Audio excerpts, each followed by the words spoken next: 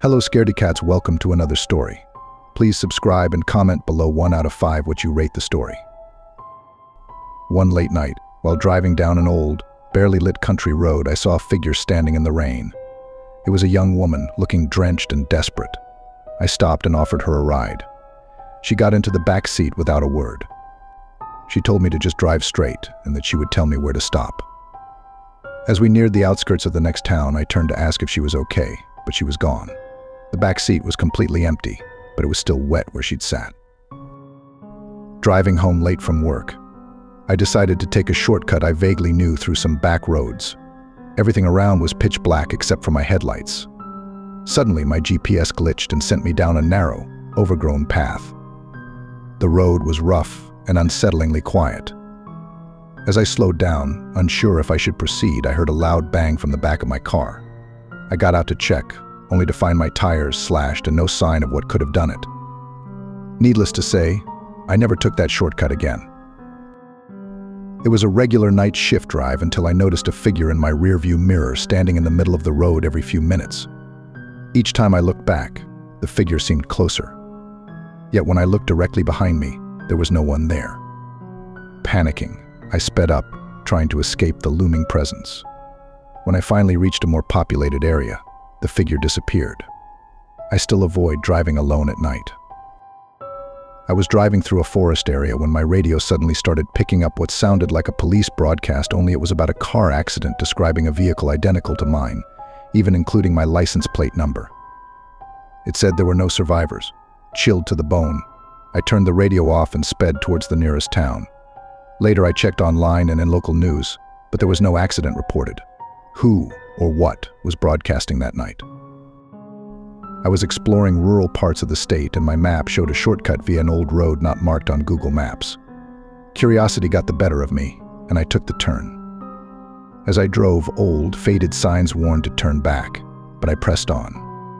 The road condition worsened and the tree branches clawed at my car. Suddenly, in the beam of my headlights, I saw a decrepit old sign that read "Leave or stay forever, the eerie silence," and the sense of dread were overwhelming.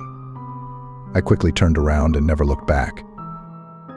I was driving home from a friend's house on a foggy night. In my rearview mirror, I noticed a car with bright headlights speeding towards me. It was coming up so fast that I braced for impact, but the collision never came. Instead, the car seemed to vanish into thin air just as it should have hit me. For the rest of the drive home, the mysterious car would appear and disappear, always repapering closer each time I looked back. Late one night, while driving through a residential area, I started hearing the sound of a baby crying. The cries seemed to be coming from the back seat, but I was alone in the car. I pulled over, heart racing, to check the back, but there was nothing there. As I continued driving, the crying grew louder and more desperate. I never found the source of the noise, and it stopped as suddenly as it had started once I reached a busier part of town. One evening, while crossing an old bridge, my car suddenly died lights, engine, everything just shut off. I tried to restart it, but it wouldn't turn over. As I sat in the darkness, I saw a dim figure slowly approaching from the other end of the bridge. Panicking, I tried the ignition one more time, and just as the figure reached my car, it started, and I sped away. I looked back only to see the figure completely vanished. Driving across the state, I stopped at a small, quaint diner that seemed out of place in time. The people inside didn't talk much but stared uncomfortably. I ate quickly and left. Back on the road, I realized the diner was no longer behind me. It had disappeared into the darkness. When I asked a local about it at the next town, they told me no such diner had existed for decades. I found myself on a road I didn't recognize.